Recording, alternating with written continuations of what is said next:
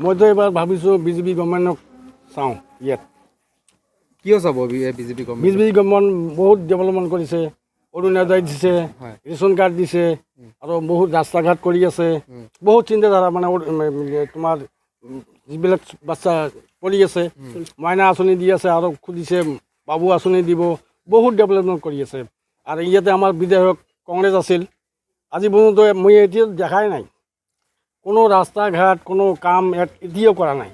আৰু নদীৰ বান্ধৰজনে কয়দিন গেছে তাৰ ঘৰত, এটা যে কৈছে বোলে আমি দিম দিম বুলি কৈছে, আজি পৰ্যন্ত নদী অহা নাই, দেখাও নাই, কাম কৰাও নাই। আপোনাৰ অঞ্চল যে সীমান্তৱৰ্তী অঞ্চল হিচাপে কি অসুবিধা আছে? ৰাস্তা ঘাটটো হোৱাই নাই, ৰাস্তা ঘাটটো বহুত পিছ পৰি আছে। আৰু শিক্ষকতো স্কুল যদি স্কুল আছে অৱশ্যে ইয়াত আছে, নাথাকা নাই, স্কুল আছে। ৰাস্তা ঘাট যদি নাথাকে সভাবিলাক কেনেকৈ স্কুল যাব?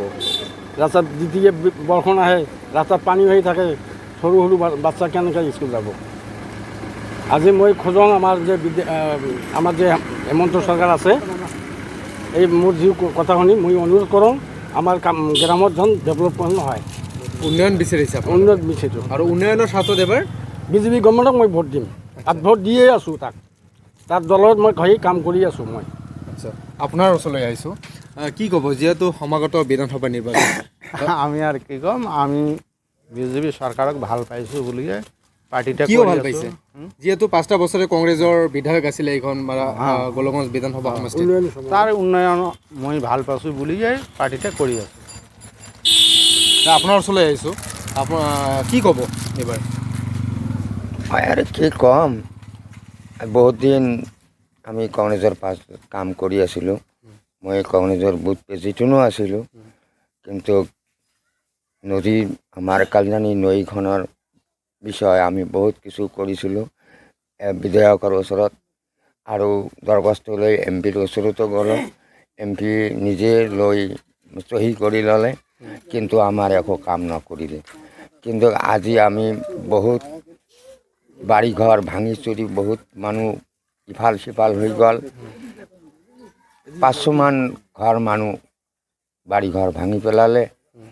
আৰু যিবিলাক মাটি ভাঙি যায় সেইবিলাক BSF আৰু ওইফালে আমালোকৰ অসমৰ মানুহক যাব নিদিয়ে, আৰু খেতি কৰিবও নিদিয়ে, আৰু আমাৰ অহা যোৱা আলিবাটবিলাক একদম ভাঙা চুৰা হৈ আছে, কিন্তু একো ৰাস্তা হোৱা নাই আজিলৈকে। আমি আজি গাঁও পঞ্চায়তত যাব নোৱাৰোঁ ৰাস্তাৰ অভাৱত।